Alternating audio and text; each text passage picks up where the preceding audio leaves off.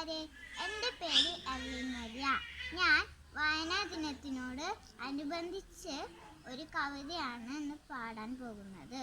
പുസ്തകമെന്ന ചിപ്പിക്കുള്ളിൽ വിജ്ഞാനങ്ങൾ പലതാണ്. കഥകൾ, കവിതകൾ, പാട്ടുകളെല്ലാം അങ്ങനെ പലതരം അറിവാണ്.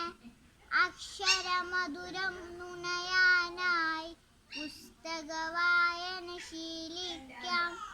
അറിവില്ലെങ്കിൽ നാമില്ല, അറിവിൽ അഹന്ത പാടില്ല.